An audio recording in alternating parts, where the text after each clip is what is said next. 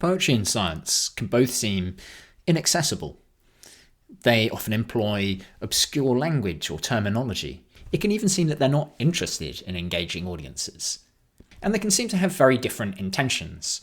On the one hand, poetry seems to be about subjective self-expression, and science about the objective representation of the world. Our guest today, Sam Illingworth, challenges these assumptions. Sam is an associate professor at Edinburgh Napier University. He's pioneering ways in which poetry can make science inclusive, not just by using poetry to communicate science, but by bringing people into science, by allowing people to, both lay people and science people, to engage at a similar level, expressing their concerns and their interests through the medium of poetry. Sam's also written a wonderful historical book, A Sonnet to Science, which presents 6 small biographies of scientists who wrote poetry and looks to understand why they wrote poetry, how it informed their work, or was it simply an escape from it? For me, Sam is living out the intention that Miroslav Holub expressed when he said that he wanted to make poetry for people untouched by poetry. And that's something I'd like to achieve with this podcast by showing those who are interested in multiverses the beauty of verses, and those who don't really care about either the beauty of both. We end this episode with a reading from Walt Whitman, where he seems to complain that science strips away the beauty of the natural world. But I want to start with a verse from the same poet that celebrates science and brings in notions of democracy, universality, freedom. I celebrate myself and sing myself, and what I assume you shall assume, for every atom belonging to me as good belongs to you. I'm James Robinson. This is Multiverses.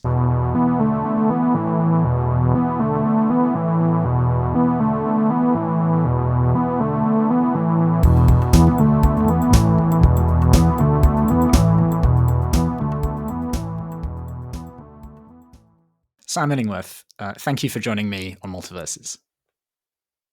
Science and poetry might seem to some a bit like oil and water, and representing 2 very distinct cultures. What drew you to study the places where they touch? It's a very good question, and obviously probably defines, you'd have hoped, why I'm doing what I do. In all honesty, I kind of stumbled on it. So I did a PhD in atmospheric physics at the University of Leicester, and at the same time I was also the president of the Theatre Society and was really interested in using theatre as a way to communicate science, like writing plays about it and stuff. But after my PhD, which I enjoyed, I was really ready to leave academia and was fortunate to get a placement as a scholar with the Daiwa Anglo-Japanese Foundation, and went over to Japan and did a lot of work looking at the intersections between science and theatre, and worked under a very famous Japanese director called Yukio Ninagawa. And then I kind of realized, I still want to communicate and diversify science, but I don't think I've really got the contacts or the background yet to go through theatre. So I'm going to transition back into postdoc work.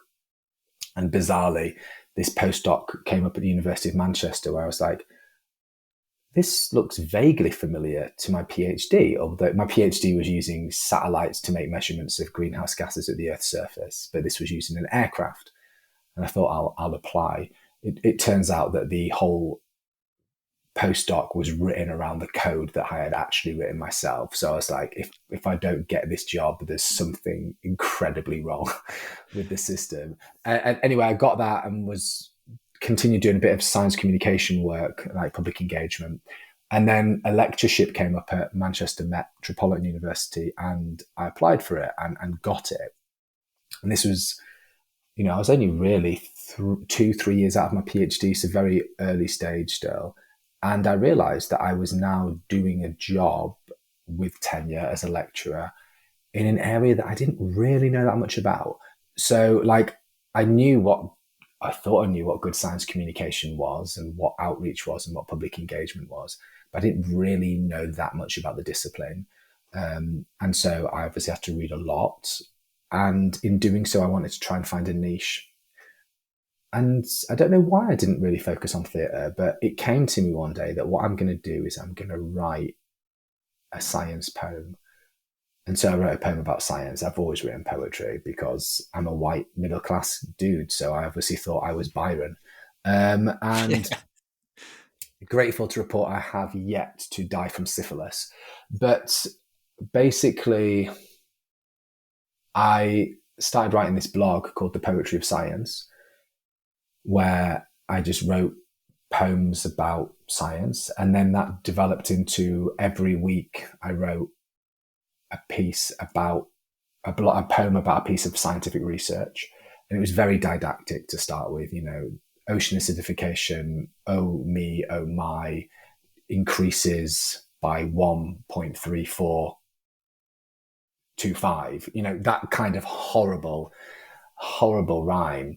And then I realized that I don't need to be so didactic, and actually I can include a non-expert summary, and actually the poetry itself Mm. can introduce the audience to the research, but also a non-scientific audience, help the scientific audience to view the research through a new lens. And this started off as a blog that was read by like 20 people a month max. And then started 9 years ago. Last year, I think I had over 150,000 unique visitors. So it's a lot of work, but it created this base. And then from that, I started to explore the discipline a bit more. And I realized that, look, poetry is a really powerful way for communicating research to an audience in a one-way direction. But it's still very much that approach to science communication is still a little bit non-inclusive, because it's the scientist, or in this case, the communicator, determining what they think is important or what they think is interesting. And around the same time, I was doing a lot of poetry writing myself and just and slam poetry. And I found poetry writing workshops to be this incredibly inclusive, engaging format that you could take on your work. And people were critical of it, but really supportive in a really safe environment. And I thought about maybe we could use poetry as a medium for developing dialogues. So when you're working with non-scientists and scientists, you want them to engage in dialogues. Let's say, for the example I always give, James, is flood risk. So imagine that we're working in inner city Manchester and we're designing a flood risk mitigation strategy for an area that floods. I, as a scientist, could have all the data, all the knowledge, all the satellite imagery, but if I don't talk to the people who live there, I won't get an insight as to what will and won't work, because certain people will be less inclined to use that potential mitigation strategy, but also they'll have like 20, 30, 40, 50, 60 years of data of just living there. So we need the non-scientists, who are still experts, to communicate with the scientists.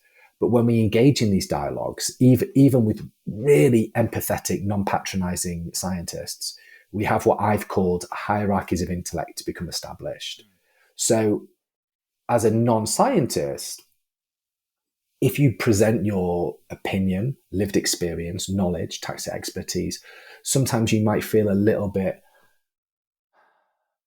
I guess, intimidated by the person who's got 20 letters after their name. So what we do now, and what I developed, is this idea of we write poetry together as a starting point for dialogue, because writing poetry collaboratively works for three reasons. One, it gives permission to the non-scientists, because you can't really be attacked for the validity of a poem. Two, it gives permission to the scientists, because it enables them to display an element of pathos or emotion that they're not normally, in inverted commas, allowed to display.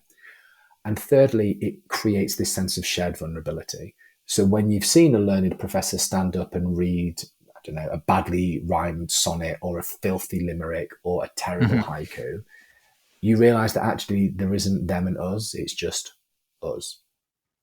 And a lot of the work I do and did is working with marginalized communities, so refugees, asylum seekers, people living with mental health needs. And poetry just is this incredible platform for people's voices to be platformed. And so what started off as this, pet project, really, as a way of communicating research that I thought was important has now developed into this whole research methodology about how we can use poetry as a way of diversifying science. And then from that, we can also, another research method I've developed is something called poetic content analysis. So in qualitative research, which is research that involves words rather than numbers, one of the ways in which we can analyze data is something called thematic content analysis, where we basically read through interviews or focus group transcripts or survey responses and look for any emergent narratives that might come through. So what poetic content analysis does is something different. Instead of having interviews or surveys, we use poems. And so we invite people to write poetry, or we look at poetry that's been written over a long time period, naturally, organically, about a specific topic, and we look for any emergent themes or narratives. And what we find is that people are sometimes able to speak in poetry what they can't normally say in interviews, focus groups, surveys. So that's a very, very long answer to your question, but it kind of happened organically. And where I think my training as a scientist helped was in always reflecting on it and thinking about the scientific method throughout all of this. So rather than just doing something and hoping that it worked, thinking, okay, what's my hypothesis? How am I going to test that hypothesis? How am I going to revisit that hypothesis?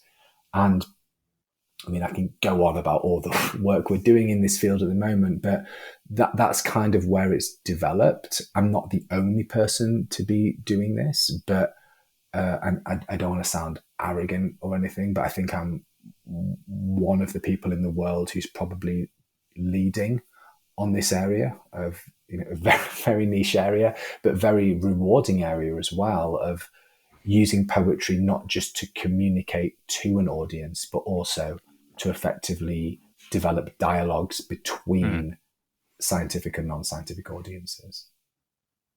Yeah, I think that's a lovely insight, that poetry doesn't just have to be a mechanism for a lone genius broadcasting their ideas, but you're using it to sort of, the analogy that comes to my mind, and this is very prosaic perhaps, is how, companies try to get some innovation going by taking everyone to an offsite, right? And they just try to change the dynamic by moving everyone out of the office and giving them all some libations and so forth. But poetry is maybe is a way of doing something similar. It's creating a different space, putting people in a different place where they're able to talk to one another, as you say, at a similar level. You break down this hierarchy that people can perceive, and also maybe they're able to access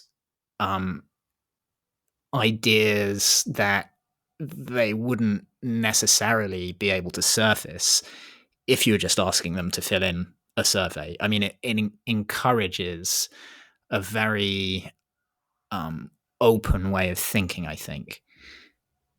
Absolutely. I mean, two examples from that. So work that one of my close colleagues, Professor Kirsten Jack, we do a lot of work on using poetry to engage nurses and student nurses. And one of the problems that student nurses face is, even though they're actually very good at reflecting, is talking about certain topics like compassion fatigue, which, is the fatigue of compassion. And you can imagine that that's quite a difficult thing to discuss or to bring up. You don't want to admit to having had so much compassion that you're fatigued by it. So instead, by inviting them to write poems about it, you kind of distance yourself from the fact, and then you're no longer talking about the incident, you're talking about the poem. And so that became a really effective way of encouraging people to talk about things that were a difficult topic. And then similarly, poetry is a really, really powerful tool. And again, I'd offer this piece of advice, stroke tool, to your listeners. It's a great way of tapping into the creativity incubation period. So, if you're working on a problem, It can be in the lab, it can be a computer, it can be anything. And you kind of reach that impasse. And you know instinctively you need to walk away from it and just have a bit of time apart. And so you leave it and you walk away, and then an hour, 2 hours, a day later, you're stepping into the shower, onto the train, making dinner, and the solution comes to you because it's been incubating. But that's a very passive way of targeting that incubation period. So instead, what I advise people to do is to write a poem about it. So the next time you have a problem, write a poem about it. And I'm not saying automatically you're going to have the gilded answer to it, but it engages your brain differently. And you can, even if you don't come up with the exact solution, you come up with translational or I guess adjunct solutions or ideas. And, it's a very simple process. How I do it is I just have a 1-minute word dump where I think of all the words I can about the problem. And then I give myself a format. I just Google poetic forms and then write a poem according to that form. And again, using a form, even though I don't have to do it, it provides a scaffolding for creativity. Because, saying write a poem is a bit like saying do some science or invent something. It's quite nebulous. Whereas having a form, be it a sonnet, a haiku, a gurz, or whatever, can help to do that. So yeah, I would invite yourself and your listeners to try that out the next time you have reach an impasse. And it's a really effective way of using poetry to tap into a part of the brain that you might not automatically have access to. Yeah, I'll definitely want to give that a go. I think also coming back, the idea of using a form as a scaffolding, it also seems to me that sometimes having a set of constraints can force one to work a little bit harder. If you have to fit a certain rhyme scheme or a certain syllabic structure, it might mean you have to look further for the words that you need, and you don't reach for the obvious one, the one that first comes to your mind, and perhaps that assists the process as well. Definitely. And like, speaking as a writer myself, I don't claim to be a Pulitzer or Forward Prize winning poet, but I have written thousands of poems, so I'm better than I was. And I used to write religiously to form and, try to, because another thing you can do is you can pick a form where the actual structure helps to reinforce the narrative. So, for example, a haiku always has a juxtaposition or a contrast in it. So it's a really nice poem to introduce a contrast or a juxtaposition to a topic. And doing so, I don't write with structure as much anymore, but I found that it really helped me to learn how to write poetically. So, and this sounds incredibly pretentious, but I mean it in a very honest way. Like, it really helped me to find my own poetic voice. And now I feel as though I don't need the structure or the stabilizers as much anymore to be able to write in a way that I would consider to be poetic. I would loosely define a poem as anything that has rhythm. And I think that's quite an inclusive definition, but it helped me to find my rhythm. And so, yeah, again, for people who are interested in writing poetry, I think finding some poetic form or meters to start with and work towards, and then sticking to those for the reasons you suggest, that helps you to work a bit harder, but it also helps you to find that your own sense of, I guess, inner rhythm.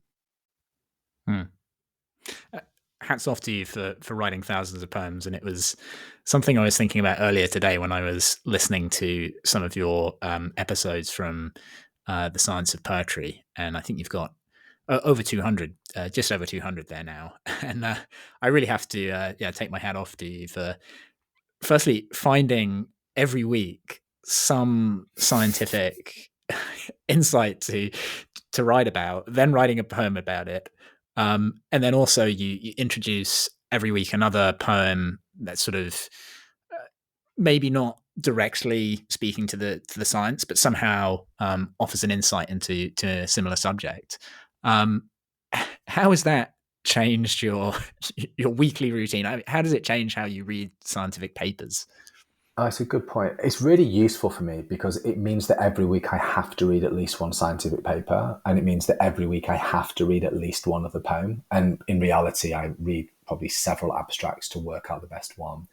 So my brief selection process is I look through, there's an aggregator of news releases, press releases called Eureka, which is really, really good. It's released by AAAS, which is the same people who do Science, the publication. Science Daily is another good exemplar. And I just kind of look for the headlines that I think will resonate with people. And then I try to always pick a paper that's open access. I don't always succeed, but 9 times out of 10 I do, so that, there's no paywall. People can just access the work. And then it honestly depends how much time I've got. If I'm in like a really busy week, I'll tend to go for a subject that I know well, like the environmental sciences, the atmospheric sciences. If I've got a bit more time, I'll challenge, space science, that's my first degree. If it's a bit more time that week, I'll challenge myself, go for like healthcare or biology or like quantum biology or something. And then I'll tend to write a like 2-paragraph non-expert summary of the piece to start with, and then I'll use that as kind of a seed for writing the poem. And then after I've written it, I'll record the podcast, for the Poetry of Science, and then I'll try and find a poem that I think is tangential or related to it. But again, in reality, it means I'll end up reading like 4 or 5, which is cool. And I try to have a diversity of voices there as well, across various characteristics. But it is cool because it means that, I'm an associate professor now, and everyone's busy, but I don't have as much time to read frontier research as I used to. So it's really cool for keeping my eye in with that. And then similarly with poetry. And that's how I've discovered some poems I absolutely love. And I'm like, I'll end up just annoyingly sometimes going down a rabbit hole and like losing an afternoon being like, I'm just reading all these poems now. But that's cool as well. And so, yeah. And I guess the whole, like, you get better at doing things as well, don't you? Right. So what would have taken me, that would have been a whole day's process before, probably get down to about 3 or 4 hours now. Impressive. Yeah. Yeah. I think it's a really nice format. One thing I particularly like is how you first read the poem and then you give the science behind it, and then you read it again.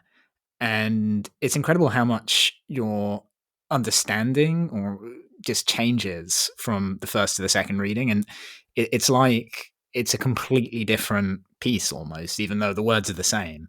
And that's always striking to me. And I think it is one of the challenges with poetry that often it requires a lot of context. And I think that can be something that really challenges people. No, definitely. And thank you for saying that's really kind. And that was absolutely my intention. So I'm glad it worked. I guess you're touching on a subject that's very important and that comes up a lot, which is, a lot of my work is really grounded in trying to diversify science and trying to open it up. And then people always say, you're trying to make science less exclusionary and exclusive. So the reason that you're picking poetry again is why? Right. And my answer to that is always that you need to work hard with an audience to do 2 things. One, give them permission that it's okay to hate poetry that other people love and love poetry that other people hate, and to find poetry that speaks for them and to them. Now, I don't want to like denigrate the work of professors of poetry or criticism, because it's really important. But for me, the only person who knows what a poem's about is the person who wrote it. But when you read the poem, you bring all of yourself to that poem, all of your lived experiences, everything. And there's no way that the poet could have known about what you had experienced in your life up until that point. So why is your reading of the poem any more or less correct than the poet's? It's just different. And similarly, when you're like a professor of English literature or criticism, you're bringing a different set of skills to that contextualization. It's no more or less correct. It's just different. And if you read a lot of poetry, you'll know this, that you can read a poem on a Monday and you can have a completely different experience to it on a Friday, or different points in your life as well. So I always just say that, when people are reading poems, and I got taught poetry really inclusively at high school, actually. I had very good English teachers. But a lot of people are kind of put off it by that. Oh, and now we've encountered the word black raven in the poem, hence that must mean death. And it's like, it could just be a black raven, it could be like whatever you want to take from it. So it's kind of encouraging people to take from poetry what they take from it, and that their experience and their analysis of it is no more or less correct than anybody else's. And then working with that audience to say, look, what do you like? Like, I'm talking to a colleague at the moment, and they were saying that they hate poetry. And I was like, why do you hate poetry? Like, let's just find some poems that you love. And apologies for repeat. I always use this as an example, right?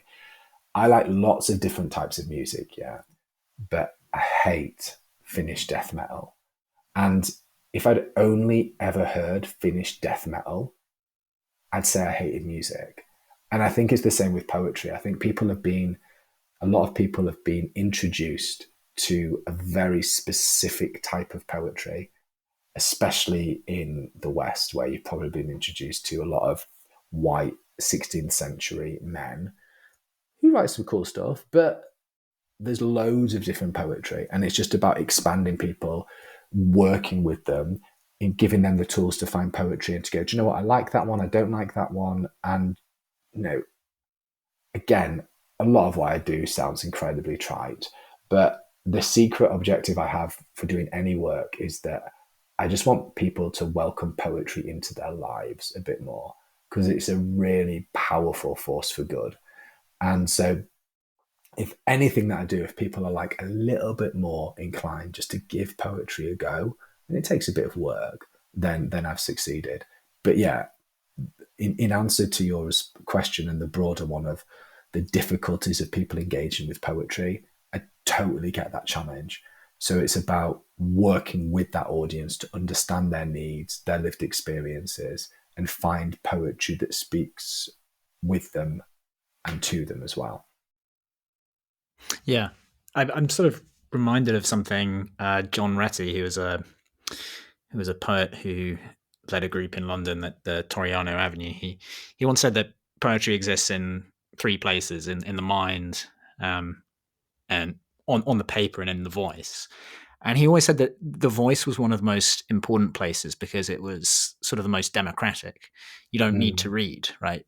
And I think traditionally poetry has not been an elitist pursuit or enjoyment. If we think back to troubadours and bards, and that would have been popular entertainment, right? Which is now Netflix or whatever. But there's no need. There's nothing inherent in the medium that makes it a niche pursuit. And I think Byron was wildly popular in his day. Yeah, right? I think you're right, and I think you're exactly right, and that speaks to the fact that the spoken word community as exists now is very inclusive, and written poetry is kind of catching up as well, but there is that democratization of oral tradition that comes through speaking and sharing poetry, and I often one of the ways, especially for groups that feel as though they don't feel welcomed by the written word, is to bring them along to an open mic night or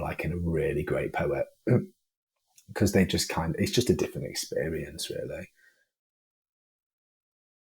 I have a helicopter going overhead right now. I don't know if you can pick that up, but No, I can't hear it at all. No, okay, I very can't. good. Science or technology intrudes on the discussion of poetry. I want to talk a little bit about your book, which I've just finished, A Sonnet to Science, and I really enjoyed, as I think it's sort of, it alludes to a few things that we've talked about. Maybe if I start with this, you mentioned that you sort of came into this the scientific way. So a scientist by training, and then exploring the arts via theatre, coming back into science, and then into science communication. And your book, A Sonnet to Science, looks at scientists who also wrote poetry, so it has 6 short biographies.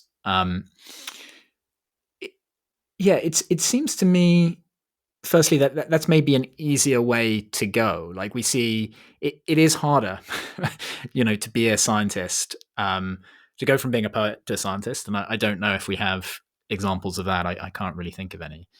And the other thing that really struck me about the book, actually, was sort of like a running theme, is that so many of these scientists were reluctant to classify themselves or define themselves as poets. Even Miroslav Holub, and by the way, he was just a wonderful discovery from that book. I just love cool. so funny, so, I don't know, precise. But he's a far more successful poet and will be remembered for his poetry for a long time. He was, he made contributions in the field of immunology, but not sort of, I guess, that legacy will not be as long lived. And he, again, in common with, I guess, James Clerk Maxwell. Okay, James Clerk Maxwell really was a big scientist, so fair enough, right? You might want fair enough to define yourself as a scientist there. But he also kind of saw poetry as a hobby. Humphrey Davy, I think, he have this wonderful quote where he says that the purpose of, I'm just trying to read it, I can't see it, but something like the purpose of science is to inform, and of poetry is to amuse. And that's a little bit denigrating, especially for someone who wrote quite a lot of poetry. Yeah. I guess the one person who maybe was not ashamed herself of being a poet, but was sort of discouraged from it was Ada Lovelace. And she tried to embrace this, but both her mother and her husband seemed to, disapprove of it at every turn. Is this something that you think we still see today? Do you see scientists who struggle in your workshops and to write? It's a really good question. Say I can write poetry.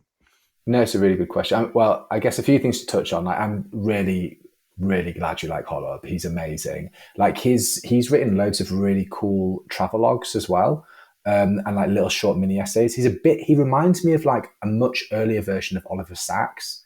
So he had like a really cool book called The Jingle Bell Delusion, which I'd recommend checking out. He was like kind of a notes from America type person, and just wrote amazingly. And like, his poetry is just hilarious. And like, as I talk about in the book, he lived under several occupations in what was Czechoslovakia, but his poetry is like so like uplifting and hopeful. I think Davy's funny because he was like just such a brilliant experimentalist, and I like, I love the fact that when he was getting high on nitrous oxide, he just wrote poetry about it and looked at the extent to which it affected his literary form. And and Ada Lovelace, like you say, for people who might not know, Ada Lovelace, who worked with Charles Babbage, but she was probably the world's first computer programmer. But her dad was Lord Byron, who we've already mentioned several times. So she was always fighting against that a bit, and like her mother like really disliked Byron because they were estranged. And so Lovelace basically was given the education of a man at the time, which would not have normally been afforded a woman, because her mother didn't want her to become a poet. So like, that's why she became like that, which is great. I think, your question around is, I think it is more difficult for a poet to a poet to become a scientist. I can think of some examples, but I think the bigger problem here is that there's an element of choice, and that certainly in the UK, if we think when we're 14, we kind of have to decide what area we're going to be working in for the rest of our lives when we make our A-level decisions. And, myself, I did further maths, chemistry, physics, and only kept up writing because it was something I was interested in. I know different countries are different and things are changing ever so slightly. I think that it's always been a problem, because even though, some of the scientists that are in the book, like Maxwell, Davy, etc., even though they were afforded the space to be poets as well, and that, Corinthian spirit, it's because they were rich aristocrats, basically, which is why they were able to do it. And I think there is a problem with choice, but I know loads of scientists who are incredibly talented poets, artists, musicians, sculptors. And likewise, I know loads of poets who you speak to them and they're like, their research brain is incredible. And you find that there's been this point in their lives where normally a teacher or a parent's encouraged or discouraged them to go down a certain route. And if that one sliding door moment had changed, they'd probably be a doctor or a particle physicist. And that's part of the reason why we set up Consilience. So Consilience is this a poetry journal for art and poetry that explores scientific topics. And we wanted to create a space that looks at the intersections between the two and that celebrates people who fit on the margins and in between. And another reason we set up that journal is because just out of my own frustrations of being a poet. And when you submit work to a poetry journal, it's just normally like, thank you, that's amazing. Or more likely in my case, no thanks, no further comment.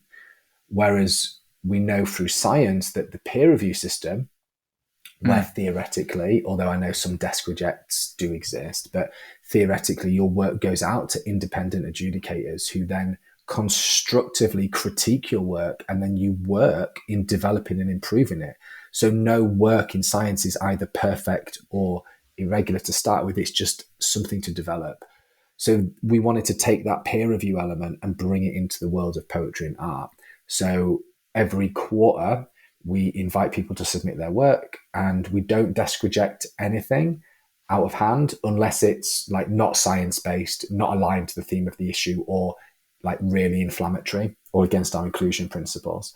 And then each piece of poem or artwork goes out to 2 reviewers. They give some review comments, and then the handling editor works with the poet or the artist in developing the piece. And, you know, it's subjective, so it's not like physics, which can be much more objective and right or wrong. And people can decide just to say, I don't want to make any of those changes. That's fine. But what we found is it's created this like environment people really want to be a part of. Like, we set this up in almost 3 years ago now. And since then, we have published the work of well over 200 poets and artists. We're free to publish in, we're free to read. And we also have a team of 89 volunteers from across 6 continents, I think 13 time zones. Mixture of poets, scientists, science poets, poet scientists, people who just dig our vibes. And that really arose from this issue that we were talking about of choice, that you shouldn't have to choose, that even if you're a frontier scientist, you can write poetry. Even if you're a professional poet, you can engage in science. And even if you're somewhere between or nowhere between, we want to hear your voice and think about how we can use poetry as a lens through which to interrogate, communicate, and diversify science. Yeah, it's so smart to take one of the methodologies of science, the peer review process, and say, well, we can use that here as well. I really like that. On the Well, I think, like, just briefly, like for me, as like a scientist yourself as well, James, like I was always struck. My favorite science was always when people had taken something from one discipline, you know, that had been like there for 40, 50 years, and then just applied it to another discipline and been like, whoa, you know, this is like just completely game changing. I remember vividly going to like a conference in the American Geophysical Union and seeing this. Like, it was around fire, and someone had just like used this model that had like always been used in another discipline for like 50 years and like applied it to fire indexes. And it just revolutionized the discipline. Just that insight of going, I'm just putting this here. And when, excuse me, when I dreamt up the idea of the journal, I was, for the listeners, James is perched in front of a really nice looking bookshelf. And I used to have such a nice looking bookshelf in my old house. My others are now, my books are just hidden from my children at the moment. And I remember like just looking around the bookshelf thinking, I need inspiration for a title for the journal. And I was just like, oh, cool, that book there, which I haven't read, called Consilience. Consilience, Mm. that's a really nice word. And then I read this Edward O. Wilson book about consilience, which is all about the idea of using, the arts and the sciences to like reinforce or to challenge like the other way around. And so I was like, wow, this is like an incredible happenstance that this is the case. So yeah, that's where that came from. But I love the idea of using one discipline or one idea in another one. Yeah, that's a great serendipitous story, and I think a brilliant advert for having lots of books, even ones that you haven't read, which I'm very guilty of myself. um, I but have yeah, since read that book, I should say, but yeah, yeah, and it's brilliant. But yeah, it was a very good advert for having unread books. it's yeah. I think particularly having lots of different genres on your shelves is a healthy thing. It does remind me. The thing that comes to my mind of just genre cutting or interdisciplinary research, I guess, is I love Geoffrey West's sort of change of career. So he was a sort of a matter physicist for many years. I think until his late 40s, maybe even 50s, and then he suddenly became interested in the problem of why mammals seem to have 5 billion heartbeats. And I think he got interested in this because in his family there was kind of a history of people dying quite young, but essentially he said, I'm going to take the methods of the numerical methods of physics, which seem strangely absent from biology, and try to figure out this problem, and made really great inroads. I don't know if you've read it, but there's a wonderful book called Scale where he looks at why it is that essentially why mammals, how the metabolism scales with the volume, and then also applies that to cities and all sorts. So it's like a real entry point into loads of things. I've slightly Ross lost was my the same. I mean, Ronald Ross, I guess, yeah. who's also in my book, was really similar. So he was the person who made the link between malaria and mosquitoes.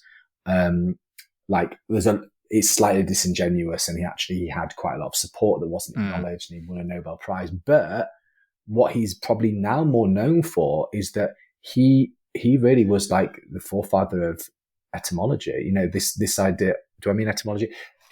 He was the forefather of like kind of entomology. Sorry, of entomology. Confusingly close. Very different things. Sorry, of entomology. And, putting numerical methods towards the study of insects, which was, again, like now it seems such an obvious link to do. But at the time, it was just like, I'm going to take these statistical models and apply them to insect populations. I think that stuff's wild and just, yeah, amazing. I'm going to check out that book Scale as well. That sounds really cool. Yeah, it's really lovely. The thing that got me, I was thinking about this problem of specialization again, and I remembered this quote from Marx where he says, you can either be a hunter or a fisherman, or you can be a critical theorist, but you have to be one or the other. And this is just the work of sort of the invisible hand of what would you call it? Like division of labor, I guess, right? Like just things are more efficient that way. And his kind of answer was, well, no, you need to, if you arrange things in a communist fashion, you can be, a hunter in the morning, raise cattle in the afternoon, fish in the evening, and then be a critical theorist at night. I don't think you need to completely rearrange your society to enable people to have these more rounded lives. And I also don't think that it leads to any kind of trade-off, right? I think what we're saying is if there was, we don't know what we're missing out on because we silo so much. I am confident, though, that there do seem to be structural rearrangements. I mean, there's a lot of talk about 4-day work weeks, for example. There's a lot more people who move between careers. And in academia, a lot of talk about interdisciplinarity, if I can say that correctly. So I kind of wonder if we're at a kind of a blossoming point where people will be more No, than, definitely. we'll have more souls than one, to use a line from Fernando Pessoa. No, definitely. I think we are, but I still think there's a danger in that even though we're welcome to that collaboration as well, there's a danger to fall back on old tropes. So, a lot of the work I do is around facilitating collaborations between, in the broadest sense, scientists and artists. I'm really moving away from this idea of, hey, I'm a scientist with X amount of money for my impact strategy. Can you please now, poet, write a poem about my research, or dancer, choreograph a dance about my work, or artist about the finished point, and instead start that collaboration at the start, where we're inviting artists, poets, sculptors, dancers to contribute towards the research proposal. And similarly, where we're inviting the scientists to contribute towards the creative process. So like in one of my other books, Science Communication Through Poetry, I talk about this manifesto for effective collaboration. And like the point one is begin at the start. And it's really about encouraging people to blur their boundaries and to acknowledge that even though you might be brought onto a project because of your discipline specific area, you should be allowed and encouraged to use that to explore new areas and yourself to grow in the process as well. And I think that that's a really effective way of helping to break down those barriers, because there are more opportunities that are coming along, but we need to think outside of those old silos in order to fully break them down as well. What I like about this is that it's not, as you say, there's kind of a classic trope of, hey, let's base some art on science, right? Yes. I came across, actually, this was because of your book. I ended up reading Shelley's In Defense of Poetry, which you refer to, and I found a line there that I'm going to read. It just really stuck with me. I think he makes some very overblown claims, Shelley, Of course. in that essay.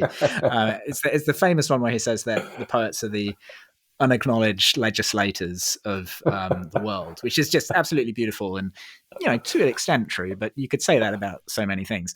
But another line is, he says that the poet's thoughts are the germ of the flowers and the fruits of latest time, which I take to mean that not only are they sort of, the fruits of scientific thinking. So not only does poetry arise out of scientific thinking, but he says it's the germ of the flower. So poetry is the sort of the inspiration for science. And actually, you finish your book, Sonnet to Science, with this line from Goethe where he says that science arose from poetry, and maybe in the distant future they can be friends again, which is lovely. And it contains, again, this idea that perhaps there is, I think it might be, as I hinted, overblown to claim that, science straightforwardly sprouts out of poetry. But perhaps there is a kind of common inspiration. And again, in your book, you mention how the rainbow seemed to have been something so important to Ada Lovelace. She was adamant that she wanted a poem that she'd written about rainbows on her tomb. And you've done some lovely historical research to show that, she was, rainbows were something that she was very scientifically interested in. And one presumes that she saw the object first and had a sense of wonder about it, and then sort of, that was the gateway drug, if you like, into science. No, definitely. I love In Defense of Poetry. It is overblown, but like you say, he's got like a turn of phrase that's amazing. I think it would be remiss, James, if we didn't at least have some poetry on this, because there's a poem that I'll read, a short one, that also speaks to this really nicely. So this is by Robert Kelly, who's the former Children's Laureate of America. It's just called Science.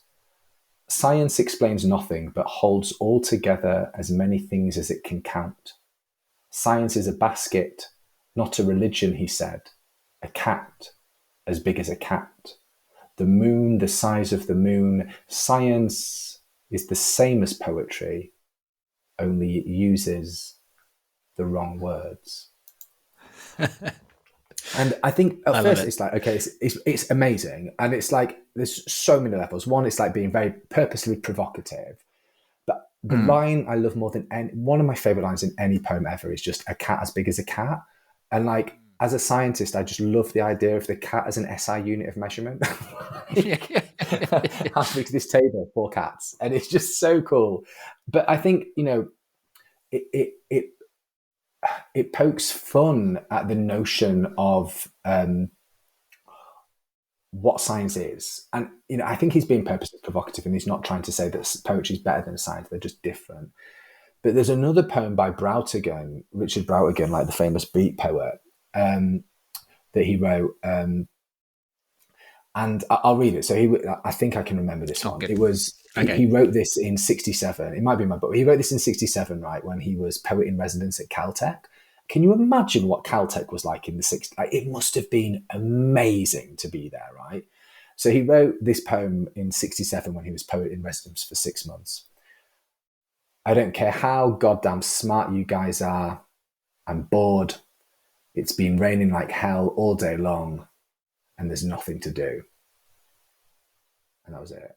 And like at first you're like, typical poet, 6 months work, and that's what he comes out with. But for me, and this really harks back to the whole purpose of why poetry can be powerful.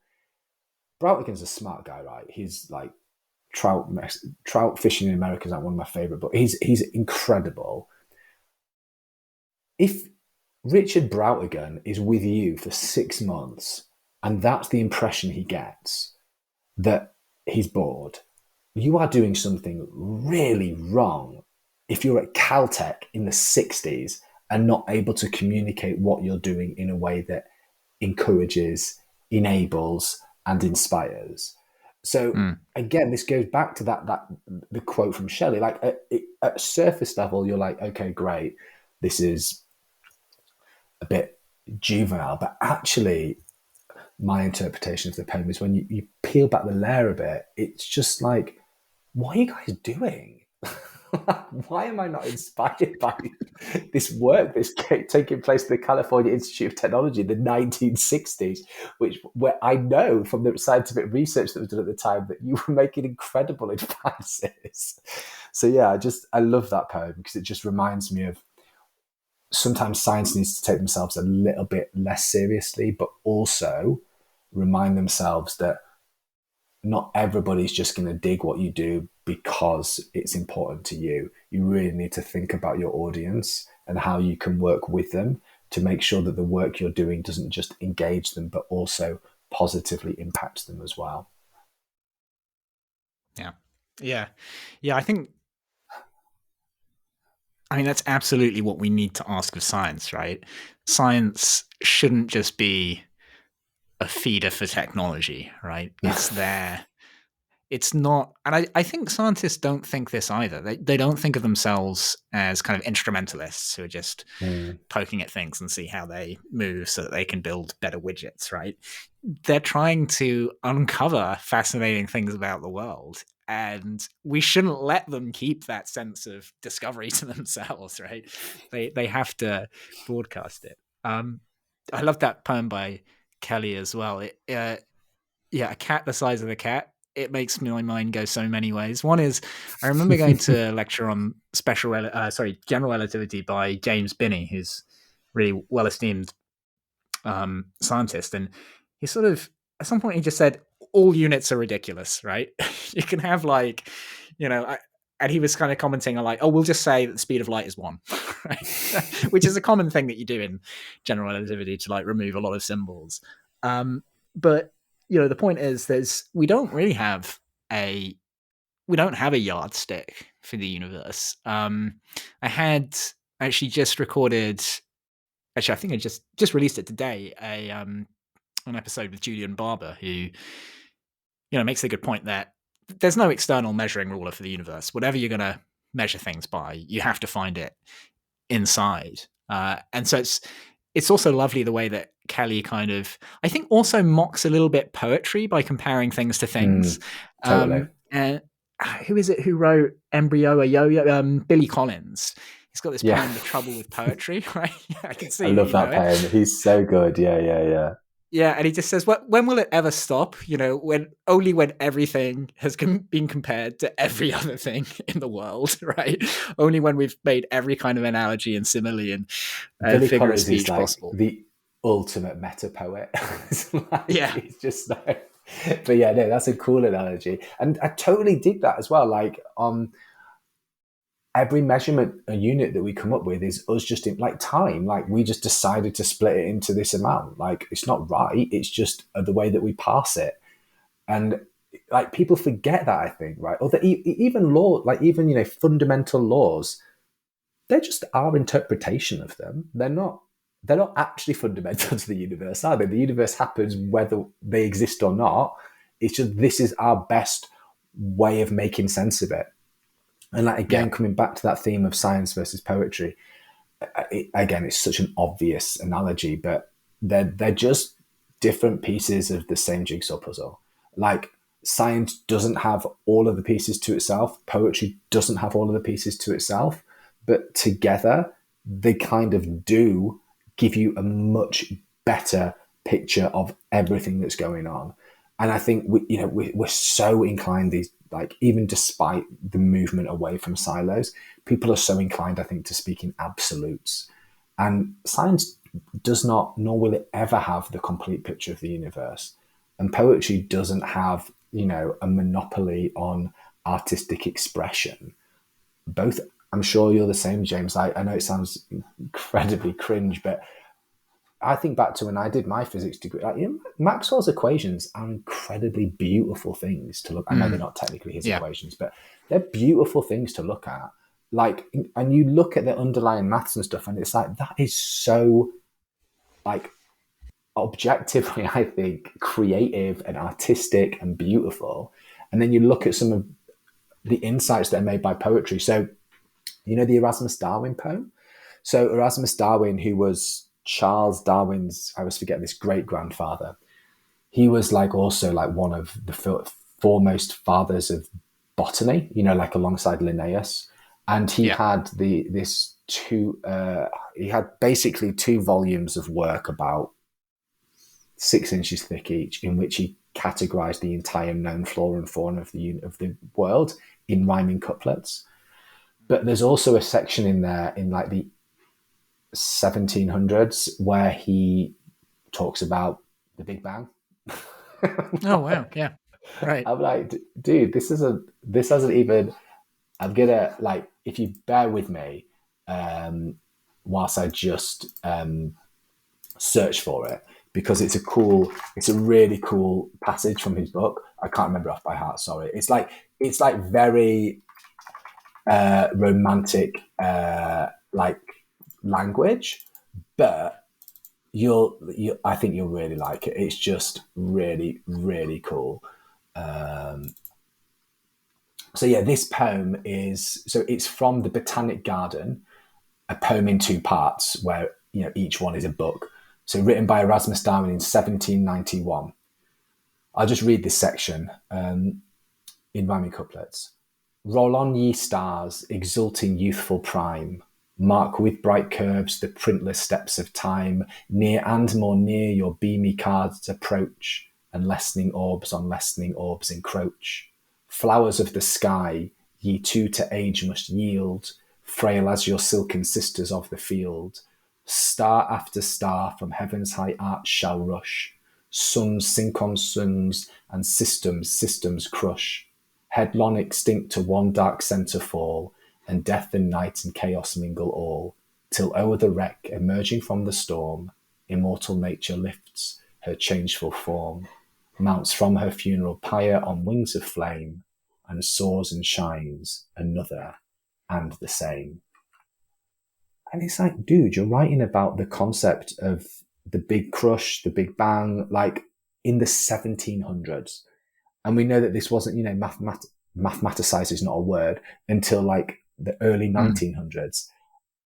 I just think that's amazing. And like, Poe similarly wrote around this topic much before the time. And it just is a great reminder that science doesn't have a monopoly on, on research and on scientific thought, I guess. I think it's really interesting as well that my feeling is that, as it was then, natural philosophy, as they would have called physics, and in fact many branches of science, probably didn't have permission to make those sort of conjectures. And if you if you read Hume, I mean, he says, I mean, he wasn't a natural philosopher, he was, straight old philosopher. He he said we shouldn't speculate about the beginning of about things so distant as the kind of origin of all the things that we see around us. He was a skeptic, obviously, and he thought, well, it's hard enough to even know that there's this table in front of me. Like, what hope do we have trying to speculate about those very distant things? And obviously, you could get in a lot of trouble if you did try to. Yeah, of course. But poetry was, again, like a kind of space which people could, imagine these possibilities. And to an extent, I think that's true today. I think we often, within the paradigm of a particular theory, even though we almost always know that theory is incorrect, right? We know that there's some problem with general relativity or quantum mechanics, because the two seem really good, but they can't both be true. We know that much, and prior to that, we knew that there was something off with Maxwell had done this great job unifying electromagnetism and electricity and magnetism, but there was something off with that because they couldn't figure out this thing about the ether, and then all these other little problems kept emerging, and you have these kind of, I mean, Kuhn would call it paradigm shifts. But once you're inside a paradigm, scientists speak with the utmost confidence that they that they know that they have the truth. Newton famously believed that the inverse square law of gravity had been kind of whispered in his ear by God. It's been revealed to him. And there is a slight arrogance that can stave off the imagination that can take us to the next shift. Yeah. I wonder if I totally agree. I wonder if part of that is the nature of science, like especially in modern day where it's so competitive. And speaking as someone who writes grant applications, you don't write a grant application being like, oh, we're going to try and do this thing and it might work out and it might be okay. This is the most important scientific application in humanity. Not only are we going to solve this entire problem, but we're also going to be able to create, 300 fish from a few scraps. And it's just like, I think the nature of that, paradoxically, to poets who you would assume to be, bombastic, actually they have that very deep introspection and ability to take themselves less seriously. And I think that's one of science, and especially modern day science's biggest problem, in that it is almost like a religion in elements, that it can't take itself, it needs to learn to take itself less seriously. And I think doing so, and again, going back to the idea that we're actually thinking about funding bodies and stuff, encouraging exploration, like without impact outputs, just, I'm not talking about wasting taxpayers' money, but I'm just creating a space where it's okay for us to fail, but to think about what we find through those failures as well. Because even in most fundamental science, we know that it's through those failures that we find the most important work anyway, right? Yeah.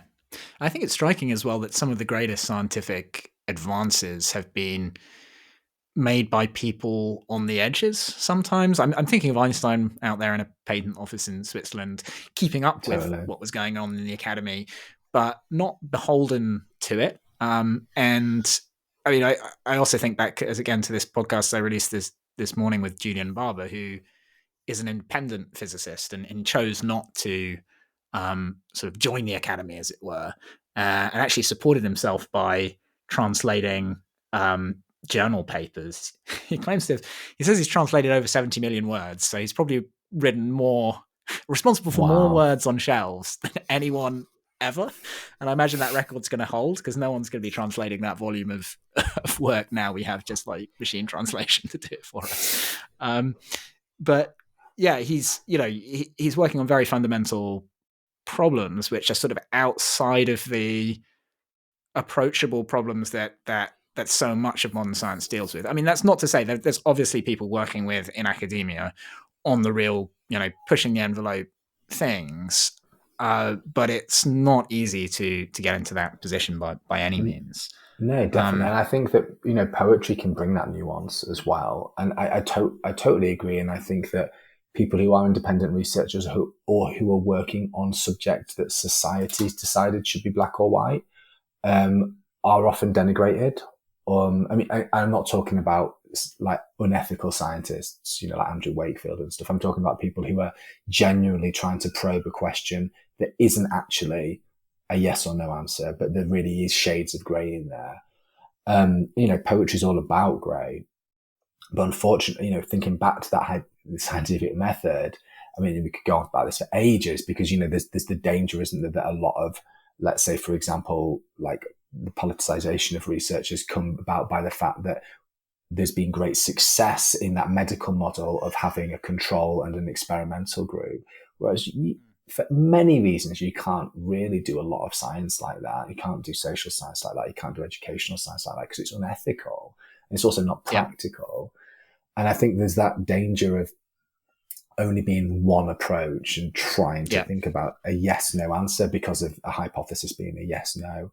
And that actually we need to encourage and create space for those marginal scientists, as in on the margins, and marginal scientific discourses as well. And it's really interesting you say that, actually thinking about the permissions, going back to Galileo and stuff, that maybe poetry is the space to do this because nowadays it's not necessarily going to be thrown into jail by the Vatican, but if you use poetry as a way to explore these ideas, you're less likely to be denigrated by, the academy or whatever. And I think that'll be a really interesting place to explore, poetry being, again, this safe space for introspection, for experimentation as well, that might not be allowed, in inverted commas, through traditional academic science. Yeah, just picking up on your comments about the scientific method, I think it's one of these things which is kind of how that people are somewhat intimidated by, and I think very wrongly, because, I mean, as you point out, there's actually a plurality of approaches. And if anyone was asked to define what the scientific method is, and actually this is sort of like something that, if one is a student of the philosophy of science, you do kind of get asked this as you will actually never really be directly asked the question, what is the, methods of science? What is the scientific method? Because everyone knows it's impossible to answer. There isn't one. Like, you're more likely to be asked, like, why can't we define what the scientific method is? Because everything that you might say is kind of unique about science, you can find other disciplines using, and you can find places where scientists aren't adhering to that particular method, and they're still getting results. And it's really hard to pin down. And I think it's very unhealthy to think that science has sort of discovered some key to figuring things out. Undoubtedly, it has like a lot of good methods, but I think to some extent the kind of progress that it shows is more to do with the subject matter that it's choosing, and the fact that there is, it has progress of a type that's possible to visualize more clearly, I think, than with poetry. Complete tangent, but I can't remember. I mean, you were talking about how science can also be beautiful, and it does strike me that some science is very poetic even. I think one of the methodologies, so maybe not so much of a tangent, that science and poetry share is perhaps a principle of economy, trying to distill something into its purest form and abstracting it away. I have like a very short poem here. It's by Fernando Pessoa, who I mentioned already. Newton's binomial theory. Newton's binomial theory is as beautiful as the Venus of Milo. The fact is, precious few people care. And then it does something very odd. It just goes, oh, oh, oh, oh, oh, with lots of exclamation marks, which might be factorial symbols. And it can be hard to decipher Pessoa sometimes. This is actually Alvaro Campos, I think, one of Pessoa's sort of heteronyms, his alternate, one of his many souls, I guess. But I mean, I think that's spot on that, that there are theories in science which are just so exact and strikingly beautiful, and papers as well that you could read as poetry. I don't know if you have any that come to your mind. I mean, I guess, yeah, like, I think I said Maxwell's equations, obviously, when I first encountered them. Also the golden ratio. I remember being really, like, I loved doing a physics undergraduate degree. And I remember doing like advanced quantum mechanics and like getting to the point where, we could really explore where that had derived from. I was like, this is like, I'd obviously fail my first year physics degree now. But at the time I was like, this is amazing. And like, just again, everyone will know this, but discovering that how like the Fibonacci sequences just everywhere in nature, and like obviously then related to the golden ratio as well, was just, yeah. And like that for me is like, really exactly that thing of like reducing it down. I mean, that feels a really natural, I guess, piece of science, in that it perfectly, you've stumbled across something that must be true because you see it replicated in nature without any human interference at all. So like that for me is a really cool thing. Yeah, I think it reminds me of how, a poet or even a single word can just tweak your perspective on things. Like how you learn a new word and suddenly it seems to be appearing everywhere, or it seems to be relevant everywhere. Certainly. Absolutely. I mean, for me, just, I guess it's not a particular scientific theory, but something that is so incredible to me is just that, as far as we know, the stars are made of the same sort of stuff as we have here on Earth.